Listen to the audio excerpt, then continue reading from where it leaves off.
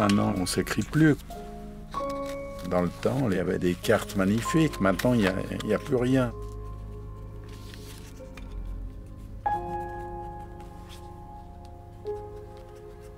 Amitié, solitude, il était une fois.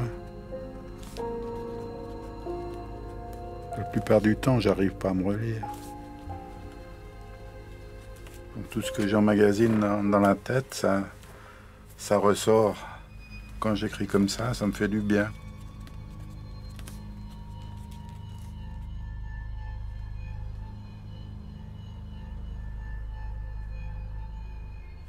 Je vais mettre Roger là, ça c'était mon voisin Roger quand il dépiote un lapin. Voilà, donc je vais mettre l'adresse. F. Ah voilà, Jean-Luc Farquet. Puis l'écriture, elle est technique, hein, comme je l'ai apprise en apprentissage.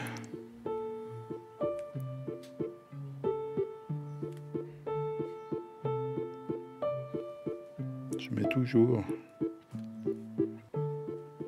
Des fois, il y a eu quelques retours où ils ont soi-disant pas pu lire parce qu'il y a des superpositions. Oui, tout y est. Mais c'est assez rare. La plupart du temps, elles arrivent, les lettres. Ouais. La boîte aux lettres, c'est quelque chose d'aussi important que les toilettes. Donc, il faut l'utiliser tous les jours. Et quand on reçoit chaque jour une belle enveloppe, c'est magnifique.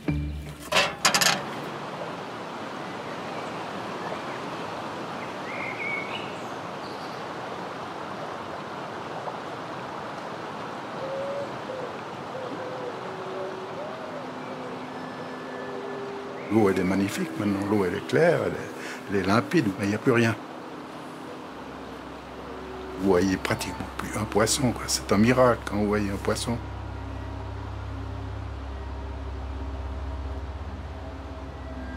Il n'y a plus cette vie qu'il y avait avant.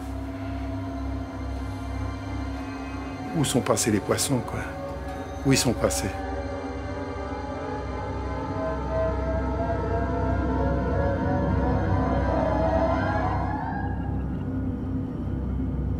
C'est triste parce que les poissons, c'est quand même la vie.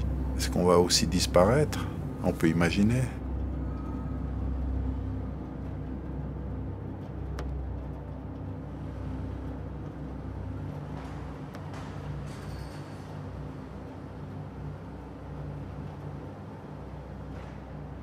C'était un ancien local à poubelle, quoi. Local à container où on mettait les ordures.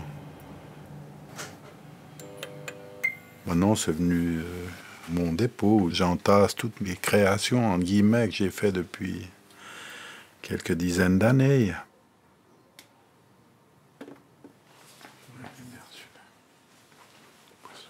Dans mon genre, je suis assez solitaire. J'avais marqué sur une carte de visite « Homme bien seul chez lui, refuse toutes les invitations ». Pour la création, il faut être un peu seul parce qu'on ne peut pas toujours être avec les autres.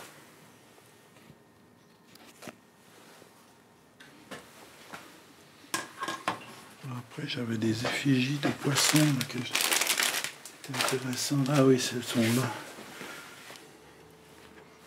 Quand j'ai commencé à pêcher, à l'âge de 5 ans, je crois, à peu près, je pêchais ces poissons, il y en avait des milliers dans le Rhône. Toutes les nuits, j'en rêve. Quand je dors pas, je pense à... Mon grand-père avait un bateau, c'est au lac, j'ai pêché le lac. Ouais, c'était jubilatoire et c'était bien. Regardez là, ça c'est aussi un tableau où il est fait avec des poissons. C'est dans un ancien moule à ravioli. C'est une passion en fait, c'est une passion folle quoi. Et maintenant je suis triste, ouais. Poissons, multipliez-vous. Plus de poissons et c'est la fin du monde. Et là, on va mettre une petite carte. Donc c'est des petits messages ça aux poissons. On fait comme on peut. Voilà.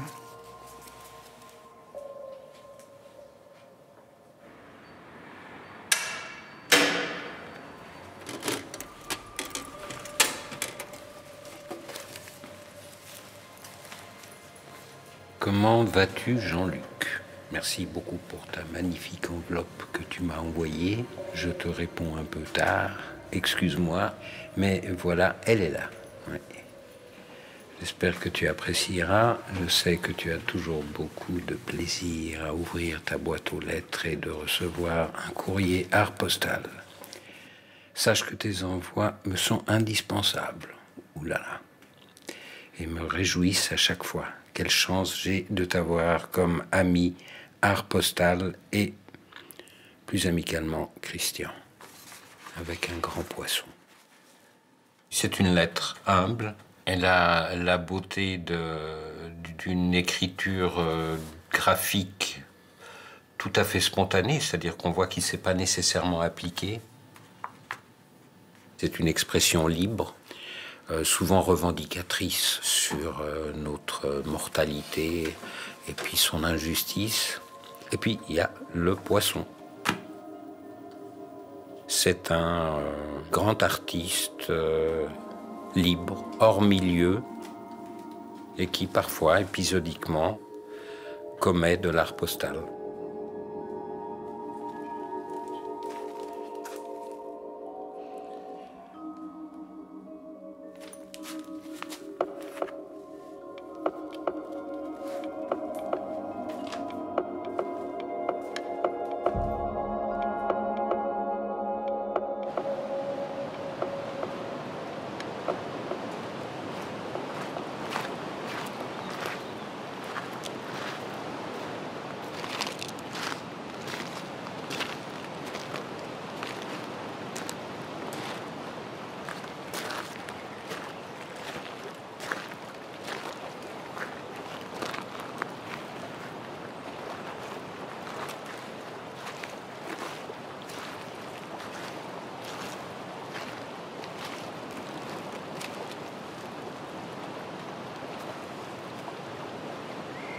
J'ai mis poisson, n'oubliez pas de faire des petits, danger, attention poisson, danger, pollution.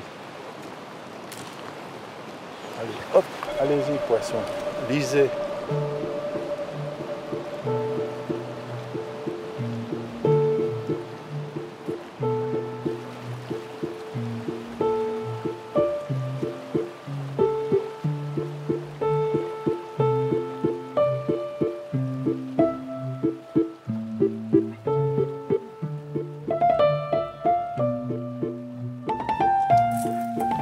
Je pensais pas qu'il y en avait autant.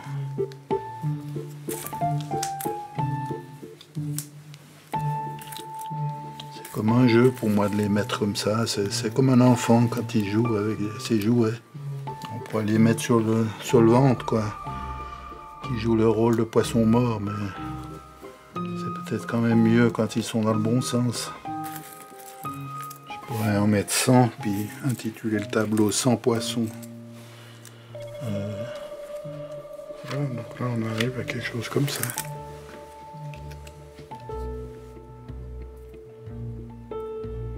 Au fil des années, mon travail a évolué. Alors j'ai comme conservé cet esprit pêcheur, quoi. Donc j'ai toujours aimé les poissons pour leur beauté, leur forme.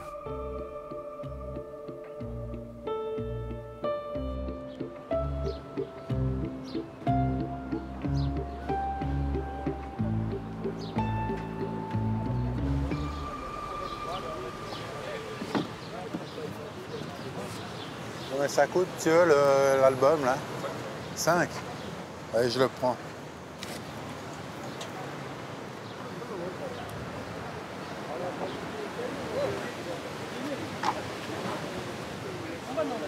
Combien ça coûte, là, le poisson? 5 francs. Allez, je le prends. C'est vraiment la caverne d'Ali Baba du monde. Tout m'inspire. Je me nourris des objets du monde. J'ai acheté énormément d'objets de toutes sortes, quoi. Des milliers de boutons, des dizaines de cannes, des carcasses d'animaux. Une fois, j'ai acheté 100 000 photos. Quand je vois quelque chose en grand nombre, je ne peux pas résister. J'ai de la peine à faire avec le peu. dis toujours que je veux plus acheter et continuer de me procurer mais je le fais quand même par instinct, je peux pas m'en empêcher. Cédric, combien tu me fais là, la caisse là, complète là? 50 balles pour rigoler. D'accord.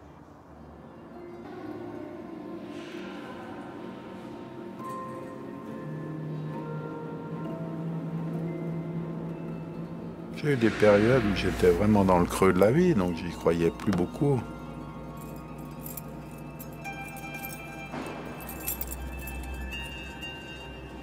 Et j'ai trouvé qu'on pouvait nettement aller mieux en ayant une passion.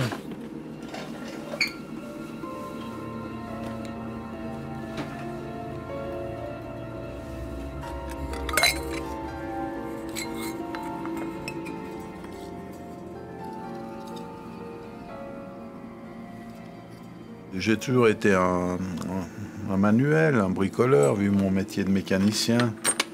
Mais j'ai toujours cherché un peu, toujours eu de l'attirance par tout ce qui concernait un peu les choses artistiques. Donc j'ai commencé par faire des choses très simples, à faire des sculptures avec de la ferraille, puis j'étais un peu dans le métier, je savais souder. Voilà. Il regarde où il fait pipi. J'ai mis en scène toutes sortes de choses qui me passaient par la tête. C'était un peu une manière d'aller mieux. Il faut faire avec ce qu'on appelle le monde, l'univers, avec toutes ces choses qui sont innombrables et difficiles à gérer parfois.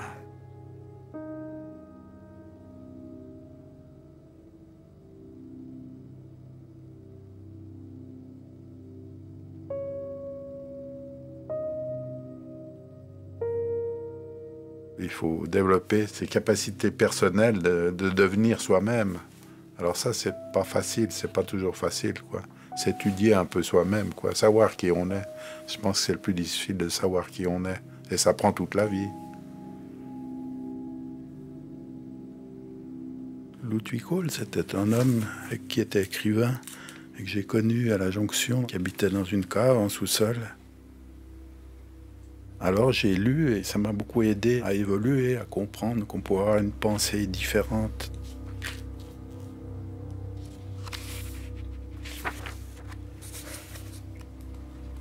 Si j'ai une question personnelle sur la vie, sur quelque chose que je n'ai pas bien compris, la plupart du temps, je trouve une réponse dans ce livre.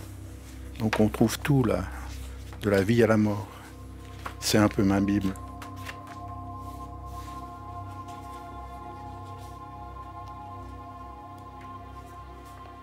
Sans la conscience que notre existence est brève, nous n'accomplirons aucune action qui vaille. Dire oui à la vie, c'est le dire à la vie tout entière. Dire non, c'est aller au néant. Si je travaille vraiment, rien ne pourra me mettre en danger.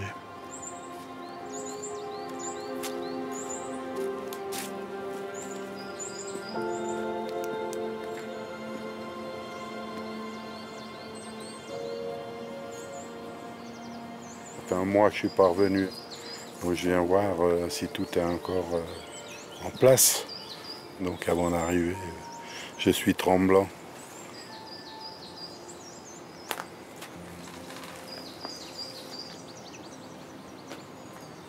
Je vais en douce ici, j'essaie de ne pas me faire repérer. Non, tout y est, vraiment, je regarde. On n'a rien touché, on n'a rien cassé. C'est magnifique. Ça fait 3 ans que j'ai commencé là, à épingler. J'avais découvert cet endroit par hasard, là, en me promenant. Puis j'ai vu ça, puis j'ai commencé par en mettre un ou deux. 3, 4, 10, 20, 100. Et puis maintenant, il y en a, je crois, 300 objets.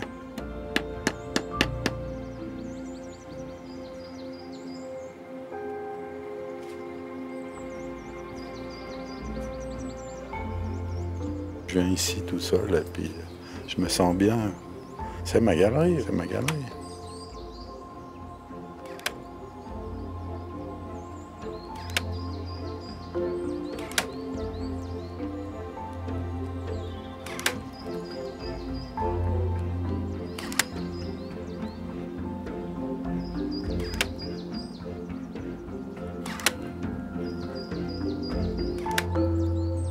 J'ai écrit Initiation à l'art pour les sangliers, chevreuils, lièvres, faisans et autres bipèdes.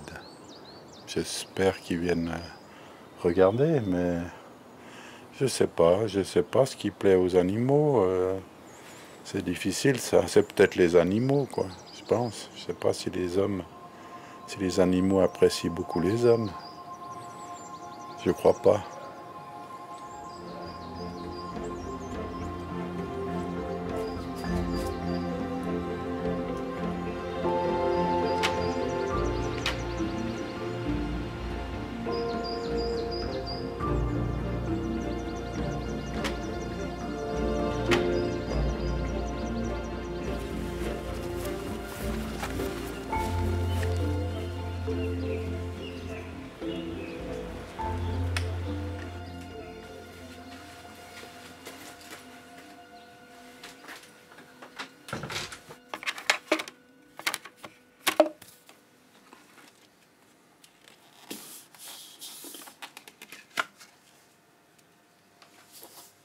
Quand je travaille sur mon pantographe, je rentre un peu dans mon monde, donc j'arrive à faire le vide en fait. Ça me permet de me concentrer sur ce que je fais, quoi. Et la pensée, à ce moment-là, elle se met plus sur les grandes questions.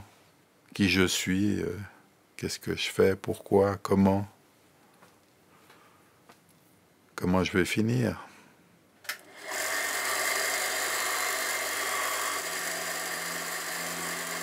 Je me suis rendu compte qu'avec ces machines, il y avait de grandes possibilités de découpage. Alors j'ai fait tout ce qui me passait par la tête, parce qu'il y a beaucoup de choses qui me passent par la tête. J'ai fait toutes sortes d'animaux, les chats, les lapins, la vache, le cheval, le chien, le cochon, le tigre, le lion, la girafe, le rhinocéros, tous les lézards, les papillons, les insectes, beaucoup, la menthe religieuse, la mouche. Après, j'ai fait aussi des articles de pêche, les bouchons, les hameçons. Dans les outils, j'ai commencé par les tournevis, les limes, les rabots, les gouges, les burins, les vis aussi. Il y a la série des légumes, il y a la série des ustensiles, bouteilles, les verres, les tasses, des vêtements, les chaussettes, les souliers, les petites culottes, les soutiens-gorge, tout y a passé. Oh, j'en ai fait des milliers, donc j'ai classé dans des petites boîtes en carton, les petites boîtes en carton dans les plus grandes boîtes, pour que je puisse faire une espèce d'alphabet avec, si vous voulez, comme un typographe qui peut composer après avec les lettres qu'il a à disposition. Salut Clarence, comment vas-tu? Moi ça va pas mal. Beaucoup de travail à l'atelier. Le jardin et les petits-enfants. Loris et Mélina, ceux de Jérôme viendront plus tard. On se réjouit déjà.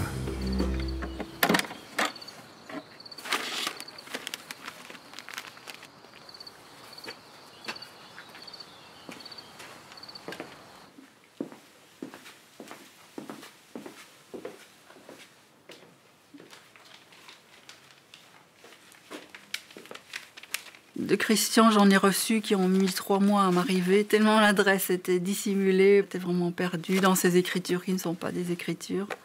L'art postal, pour lui, je pense que c'est vraiment un support idéal pour lui parce qu'il aime bien créer des liens avec les autres. Et en même temps, il n'aime pas non plus d'être trop proche. Et c'est vrai que ça, c'est idéal. Ça permet de garder une respectueuse distance.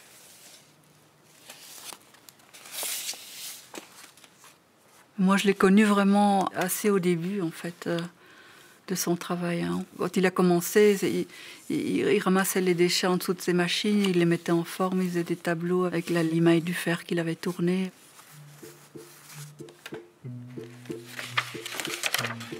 Je ne sais pas pourquoi il est fasciné comme ça par les choses en grande quantité et qu'il trouve principalement au marché aux puces, mais il ne peut pas se retenir et quelquefois il est venu s'en débarrasser chez moi.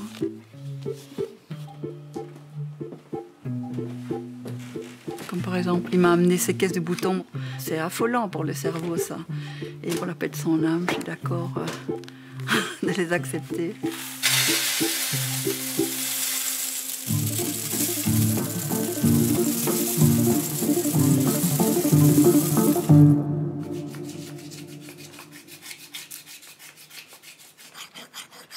Christian, c'est vraiment quelqu'un qui m'a beaucoup touchée dès le début. C'était unique pour moi de rencontrer quelqu'un avec qui on se parle tout de suite d'âme à âme. C'est très rare, ça, je trouve, les gens qui se montrent tels qu'ils sont, nus quelque part.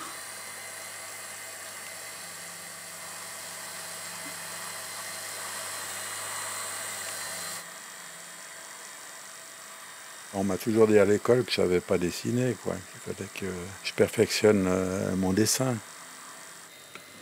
J'ai le don de l'observation, mais je n'ai pas tellement le don de traduire ce que je vois avec une forme apprise de dessin. J'ai toujours culpabilisé de ne pas savoir dessiner, mais plus maintenant.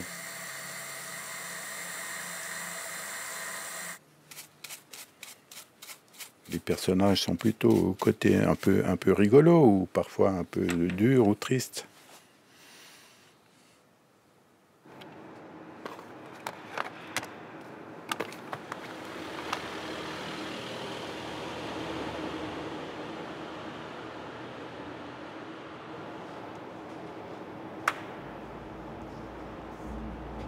Quand je grave des portraits de gens que je connais, ça me fait chaud au cœur parce que c'est toujours un hommage, c'est toujours fixer quelqu'un qu'on aime, quelqu'un qu'on respecte. Et voilà, on le voit apparaître, il est là, il est présent. Je les emmène avec moi. Ça veut dire que mes amis sont proches de moi.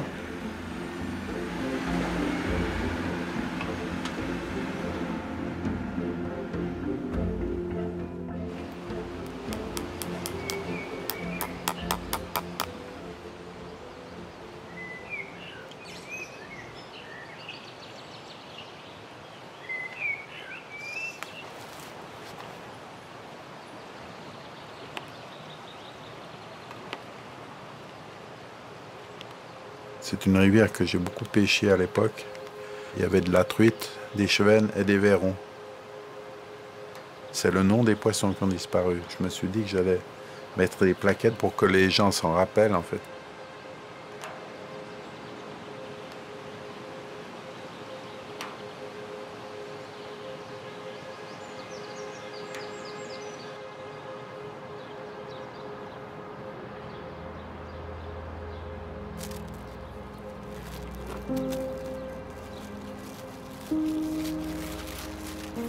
Le nom de l'Outicoul a complètement disparu, il est devenu pratiquement illisible.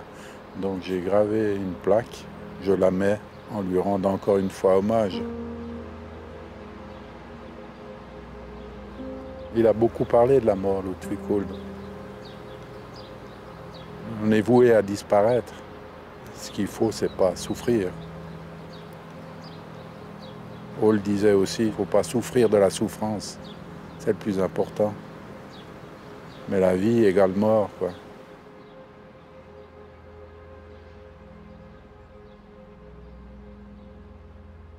Pour moi, le meilleur médicament que j'ai trouvé maintenant, c'est le verre de vin. C'est indispensable. Et l'amitié. Heureusement qu'on a encore les amis et le vin.